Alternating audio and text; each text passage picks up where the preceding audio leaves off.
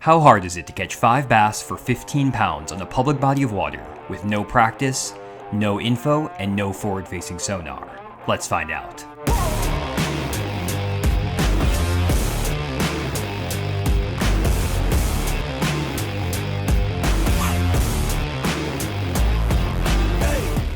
For today's Catch 15 challenge, I'm heading to the Ozark pool of the Arkansas River.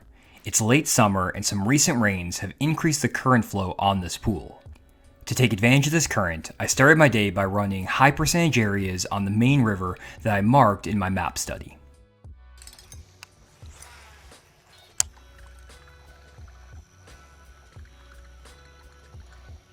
Got him. Here we go.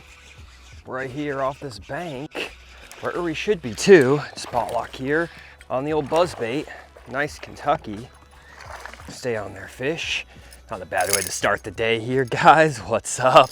Welcome to the Arkansas River, Ozark pool.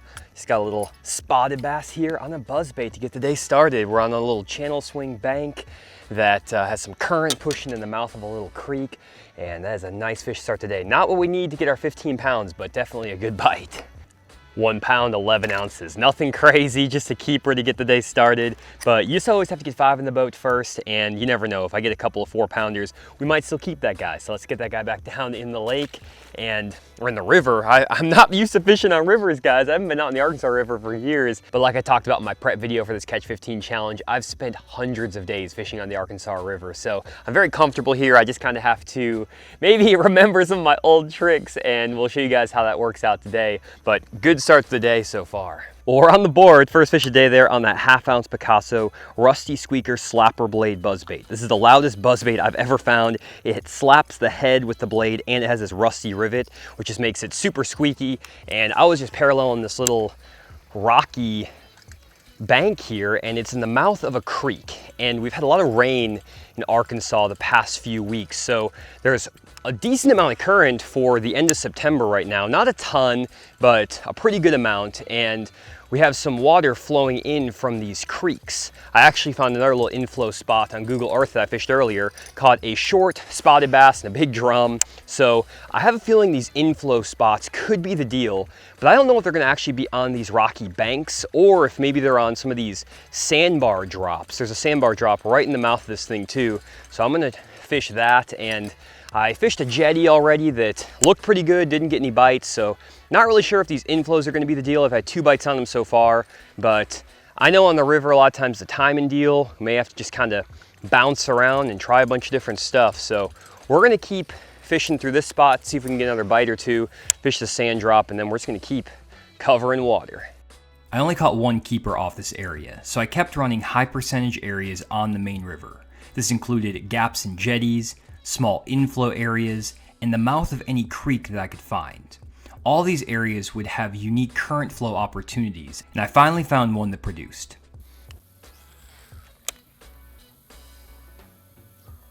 Oh, got him. Came back and got it. There must have been 2 of them there on a crankbait. I had 2 fish hit me that cast on this little jetty gap. Good fish, stay on there. Barely hooked. Oh, he's on the trolling motor. Come on, fish.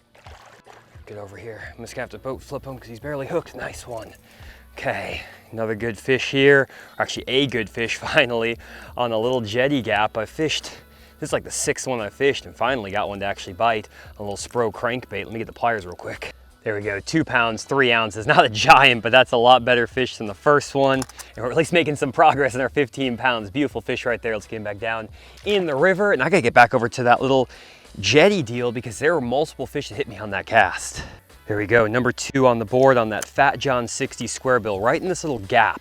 I marked all of these little jetty gaps on Google Earth before I got out here because I know these will hold a lot of fish throughout the year whenever there's good current running. And this is a nice little one right here. It's actually the smallest one I've actually fished today. It has the least amount of current going through it, which is interesting, but it's the first one I actually got bit out of. Just trying to worm that crankbait through that gap. It's really shallow in that little jetty gap right there. It's maybe 6 inches deep. So I'm just trying to work that crankbait through there as best I can. I'm not trying to grind it too much in the rocks down there. And I'm also making repeated casts. Actually, I'd already made, I think, 4 or 5 casts with this crankbait through that jetty gap before I got that fish to bite, and I'd thrown a buzzbait over the top of it about 4 or 5 times as well. So a lot of times on these spots, you basically just have to make repeated casts over and over and over, because the water is so dirty that you have to basically put the bait right in front of these fish, and they kind of are just roaming and moving in and out. And honestly, I might refish some of the little jetty gaps that I had fished earlier in the day, and I might get more bites off of them just because these fish are moving and changing a lot. So I'm gonna make a bunch more casts in this little gap, because again, there were multiple fish in there. Don't know if I'm gonna get any more bites, but I'm gonna keep firing in there for maybe 2-3 more minutes. Oh, hung on the back side of that thing. And then we'll try to get to the next one.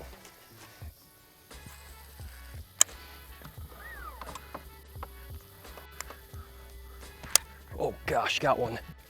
Come on, fish. I was doing my drone shot because I was about to leave, and I literally just made another cast up there and got another one. That's crazy. My drone's in the air right now. Okay, come on, fish. I got to get you in here. Come on, get up here. Good one. Oh my gosh. On the drone. That's crazy. Nice right there. Look at that, guys. I thought I was hung, and I was like, crap, I got hung on my first cast with this drone. Let me get off of here real quick. That's awesome. Good fish right there. That is a fat one right there, guys. 2 pounds, 9 ounces, 2.5 pounder. That's crazy. I literally had made like 10 casts, 15 casts more through that gap, and that fish ate it after I had let it rest for a second, threw the drone up in the air, and then made my first cast. That just goes to show how many casts you sometimes have to make through these gaps to get him to bite. Let's get this guy back down the lake. Beautiful fish. That's awesome, guys. I was trying to get a shot of this spot to show you what it looked like. What's up on the drone there? Hey, how you doing? And basically was just trying to show you that, and again, made that cast up there, and that fish cracked it. He basically hit it so hard I thought I was hung. I had him side swung just a little bit, but I'm just making repeated casts on all the different corners of this little jetty gap. And these little jetty gaps are pretty common on the Arkansas River. And again, I marked them all on Google Earth before I came out here because I know this is a great pattern. And it's shocking to me how many times you can cast through these things without a bite. And then on your 15th, 20th cast through there, you end up getting another fish. And I can even come back to the same spot later in the day sometimes and get another couple of bites. So once you find one that has fish, you definitely want to mark it. I'm actually going to go over here and just mark a waypoint with a fish icon on my fish finder, so I know that this is a jetty or a jetty gap that is really good. I'm going to make a couple more casts here, and then we're going to keep rolling another couple of gaps, because if I can find like 2 more gaps like this, we're going to be in business, and we should have a pretty good chance of catching a decent bag. We might have to do something different to get a full limit in the boat. Man, sometimes when you get hung on these rocks, you can do that little bow and arrow trick with your line to get it out of there. It's pretty shallow up there, so I can just get up here and get it out. But I'm definitely gonna move on after doing this. Don't want to lose too many crankbaits, because I lose enough doing this, because if you get one of these crankbaits hung on the back side of these gaps, it's pretty hard to get them out. Oh, I'm hooked on some fishing line up there. That's what that was.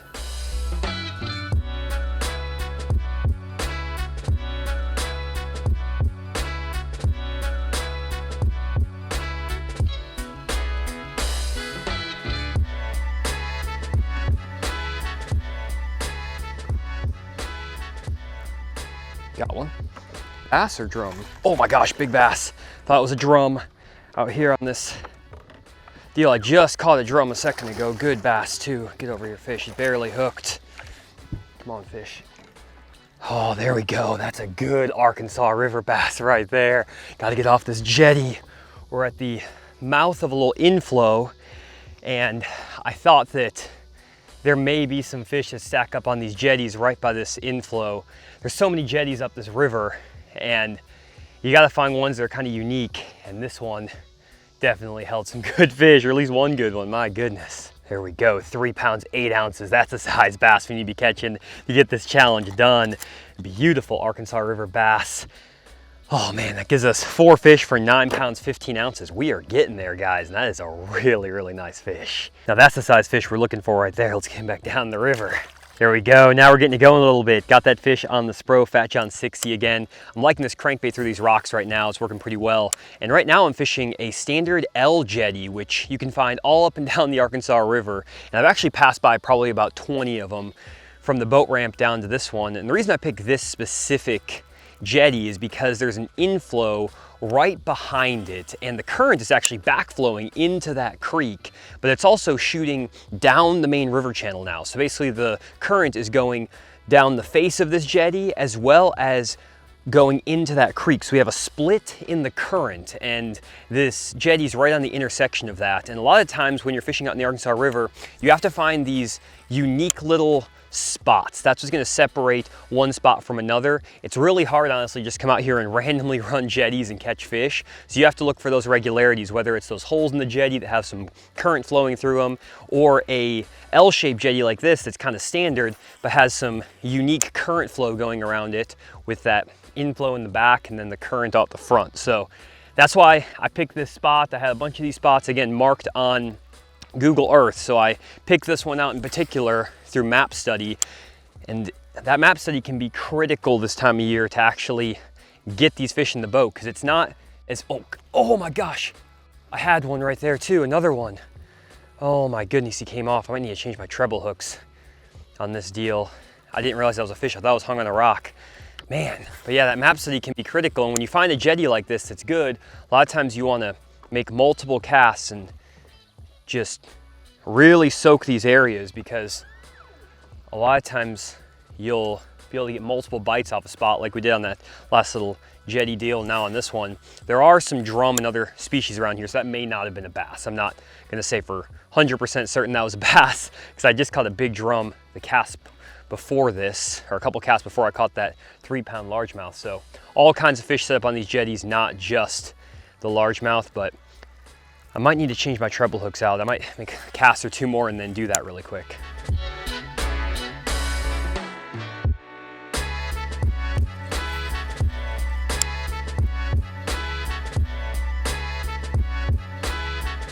Got him. Good one. Get over that. Uh-oh. Good fish, but I got him on the top side of this jetty. I moved one jetty over. Good fish. Nice one. Nice little spotted bass. Nothing crazy, but it's just another keeper.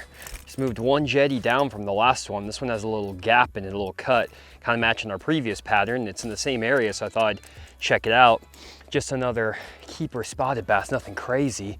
Let's get a weight on him. It'll give us 5 at least, and we're starting to get it dialed now on these jetties a little bit.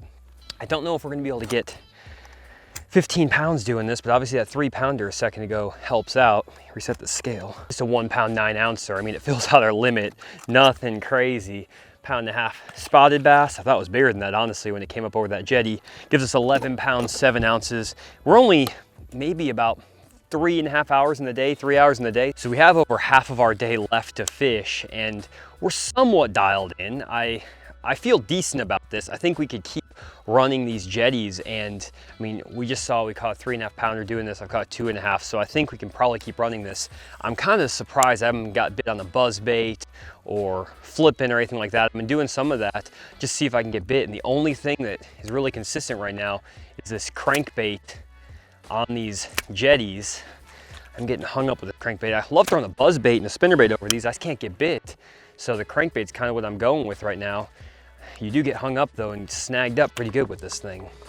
I'm now 3.5 hours into my day, and I've already fished all of the high percentage main river areas that I marked during my map study on the upper end of the Ozark pool. I have a problem though. I'm pretty much running out of these high percentage jetties, because as you move further down the Ozark pool, it actually transitions from a lot of jetties to more main river banks with water willow and laydowns and grass. So if I want to keep running this jetty pattern, I basically have to refish the areas I've already fished and hope that I hit the timing right to catch a few more 3-pounders, or run some of the jetties that I skipped over that just don't look as good and don't have any unique characteristics to them. I've spent a lot of years on the river, and I found that it's very hit or miss just running random jetties, so I wasn't convinced on that pattern, and I wasn't convinced either about rerunning all of the high percentage areas I've already fished, hoping I'd get bit. I do have another option though. Instead of staying on the upper end of the pool targeting jetties, I can make a 25 to 30 minute run down to the lower end of the Ozark pool and try to fish some main river grass. I've caught some really nice fish over the years flipping, frogging, and throwing a swim jig in main river grass around inflow points on all different pools of the Arkansas River, so I know it's a great pattern for catching quality fish. My dilemma is that I have to spend about an hour of my day running down there and back, leaving me only 2 hours to find productive stretches of grass. So now I'm at a crossroads. Should I invest an hour of my day running down to the lower end of the pool in hopes of finding a new pattern that's more productive than what I've already found? Or should I maximize my fishing time and stay on the upper end of the pool, refishing those high percentage areas I've already fished in hopes of catching a few more 3-pounders? Let me know down in the comments below what you would do in this situation, and then we'll see how it turned out for me.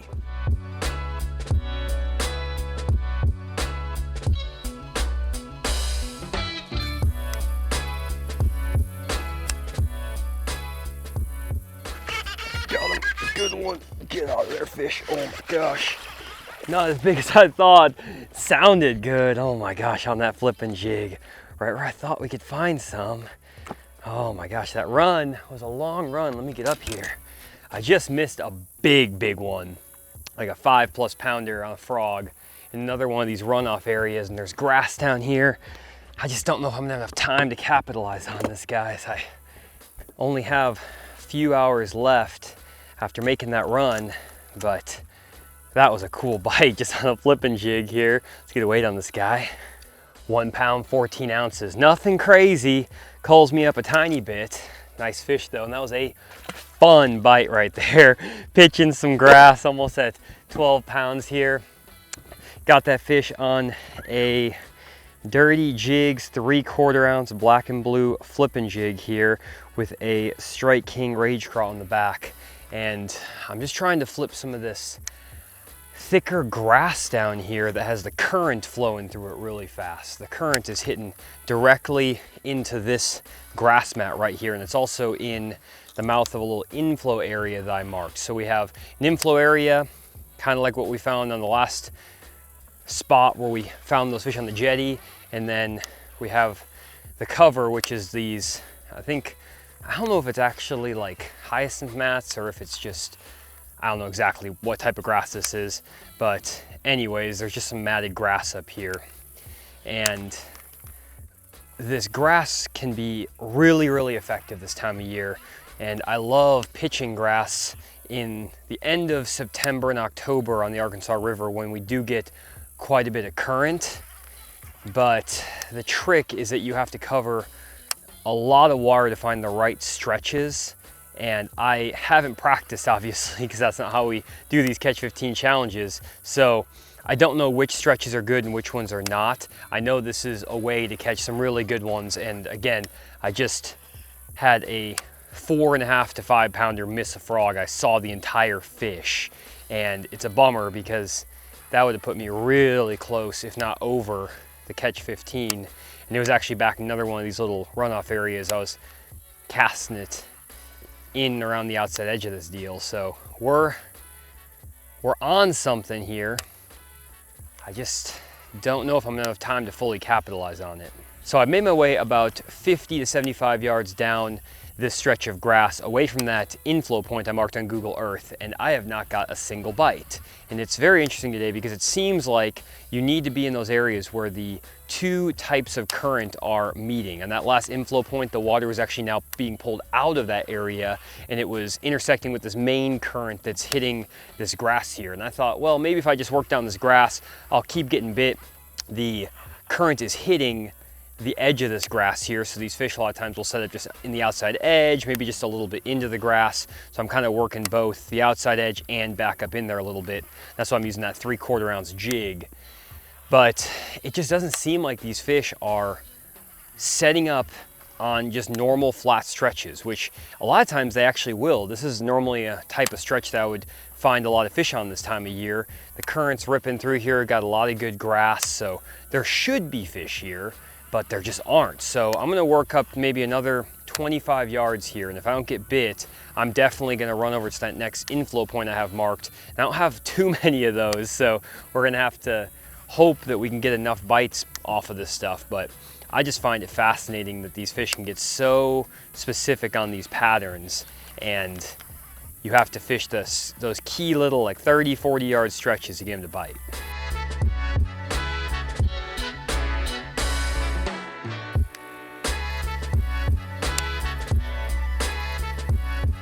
Oh, come on, fish. Go. There we go. Another little guy here. He hammered that jig, just a little male though. My goodness, he was swimming pretty fast. Came to another deal here where there's water flowing in and that fish grabbed it. Okay, well, we got this pattern dialed in pretty good, but unfortunately the fish need to get a little bit bigger for us to complete this catch 15 challenge. I'm actually surprised that the 2 fish I've caught doing this are small ones. Normally you don't get that many bites doing this, but the ones you get are 3 to 4 pounders. So a little bit strange that I just had 2, less than 2 pounders bite me here, but we're in another good area. It's the mouth of a little cut here. There's a bunch of current ripping around this corner over here, and I think this other side could even be better than the side I'm on right now. But we're getting into, again, a nice little pattern. It took us a little bit to figure this out, but it took a little bit to run down here. So hopefully we're gonna be able to capitalize with a good fish off of this stretch. We just need a couple of 4 pounders and we're right in that catch 15 challenge range. And I know I can do it on this pattern right here. We just have to run across the right ones. Man, the current is just ripping out of this little backwater here. I cannot believe I'm not getting more bites out of this grass. I mean, this grass is right on here. You can see that current just moving like crazy because of all the debris that's in the water. And you would think that these fish should just be loaded up right here. I don't know why they're not, to be honest, because this is just absolutely perfect water to catch fish flipping this time of year. This grass is really nice too. It's not really that mucky. There's a lot of the grass around here that has a lot of debris and just stuff in it. This grass is pretty clean. It's probably been kept clean by all that current that's running through it. I just can't believe I'm not getting bit right here. It's too perfect. 11 pounds, 13 ounces. We didn't quite get that catch 15 challenge, but I had an absolute blast fishing out here today on the Arkansas River. You can't beat catching them cranking, flipping, throwing a buzzbait. I missed a big one on a frog. I mean, such fun fishing. It's cool getting out here in the current. And again, I grew up fishing the Arkansas River, so I feel right at home out here. And honestly, I don't expect to come out here and catch 15 pounds every single trip. I know I've gone 3 challenges in a row now where I haven't got 15 pounds, but I have caught a limit in all 3 trips. They've been pretty good bags of fish for September. And again, September is the toughest month by far of the year for the area that I live in, Arkansas, Oklahoma, Missouri. Those lakes are brutally tough in September. So coming out here and catching 5 bass, a limit with no practice and just kind of winging it. I haven't been out to this pool of the Arkansas River in like 2 years. So it's not the easiest to just come out here on these areas and just start fishing and catching 15 pounds. And I want to show that in these videos because I think a lot of guys get unrealistic expectations sometimes seeing how pros are catching these giant bags of fish or locals in tournaments where they're practicing, they know the lake super well, things like that. But just coming out here and just trying to wing it, especially without forward-facing sonar, though that wouldn't have helped today, it can be a challenge. I was a little bit bummed I didn't get that jig flipping bite to go a little bit better. That bite is such a fun bite, and I honestly thought I was gonna be able to find some stretches where I could catch those fish flipping on those little inflow points. The grass was right on the edge of that current. It was ripping across those areas, and I really thought I was gonna crack them there. It didn't quite happen, and then I came back up here, like I mentioned, to some of these jetties on the upper end of the lake and never got another bite. Fished them for an hour, refished the areas where I caught all my fish, and that's super typical on the Arkansas River this time of year. And honestly, I'm not disappointed with my choice to go try to catch those fish in the grass because I did give myself a chance to catch that 15 pounds doing it. I missed a 4.5 to 5 pounder on a frog that I saw the whole fish, and if I had put that fish in the boat, I would have been really close to getting that catch 15 challenge done. And that's really what it's all about, giving yourself a chance in these challenges. So hopefully you guys enjoyed the day. I caught, again, fish on crankbaits and jigs and top topwaters. I'll put all the links to what I was catching them on down in the description. I also made a prep video where I talked through all the baits that I actually had rigged up for this trip, so check out that prep video. And also subscribe to the Fish the Moment YouTube channel to make sure you don't miss any more of these Catch 15 challenges. I'm gonna be doing these on lakes all around my area without forward-facing sonar. This is kind of the new style I really have enjoyed doing, and I want to keep doing it. So we're gonna be going to a bunch of different fisheries that I normally don't really go to. The Arkansas River, we might go to some lakes I've never even fished before, and we're just gonna try to keep it as fun as possible. I've had a blast these last few trips. Again, the goal is 15 pounds, but if we don't reach it, not too big of a deal. If I'm catching them, having fun, that's what it's all about. So anyways, thanks for checking out this video, guys. We'll see you on the next one.